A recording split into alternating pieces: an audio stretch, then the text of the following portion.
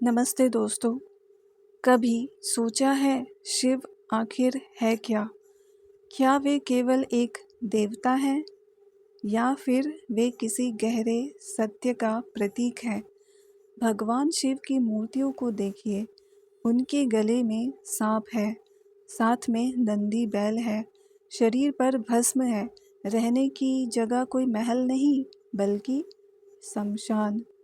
दुनिया जिन चीज़ों से डरती है, जिन्हें अशुभ समझती है, जिन्हें समाज ठुकरा देता है, शिव उन्हें अपनाते हैं। जैसे शिव मानो कह रहे हो, जिसे दुनिया रिजेक्ट करती है उसे मैं अपने पास जगह देता हूँ। यहाँ एक बहुत गहरा प्रतीक छिपा हुआ है। सांप क्या है?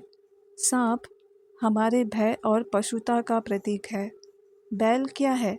बैल प्राकृतिक शक्ति और स्थिरता का प्रतीक है। भस्म क्या है? भस्म हमें याद दिलाती है सब कुछ नश्वर है।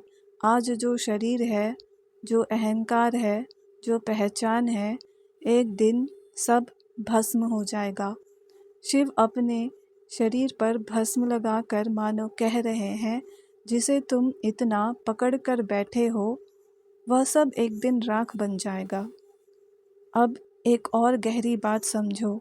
शिव बाहर कहीं नहीं है, शिव एक अवस्था है। शिव का अर्थ है शुद्ध चेतना, प्योर कॉन्शियसनेस। जब मन शांत हो जाता है, जब अहंकार गिर जाता है, तब व्यक्ति अपने विचारों और इच्छाओं से ऊपर उठ जाता है।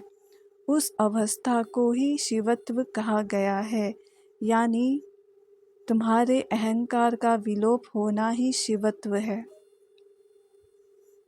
जो लोग अज्ञान में जीते हैं वे अंधकार में रहते हैं, लेकिन जो लोग केवल ज्ञान के अंधकार में, उसके अहंकार में फंस जाते हैं, वे उससे भी गहरे अंधकार में चले जाते हैं। क्यों?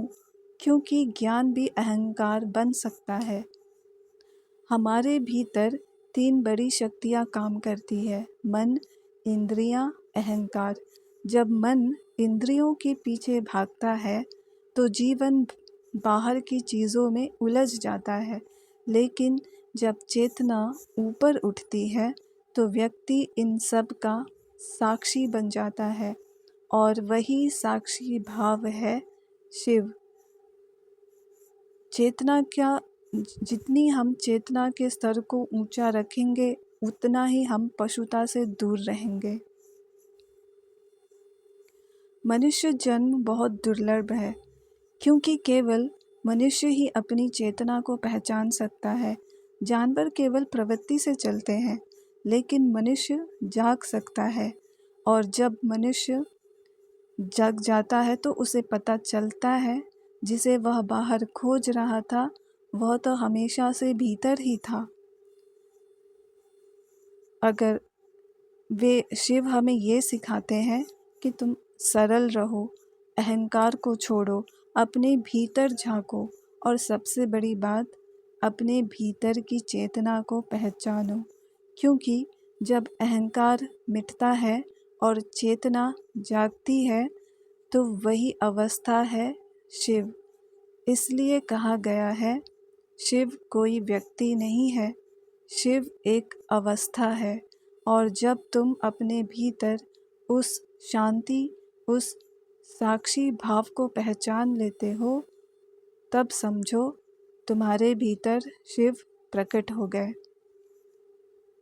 The absurd circle. साथ निभाने के लिए बहुत बहुत धन्यवाद।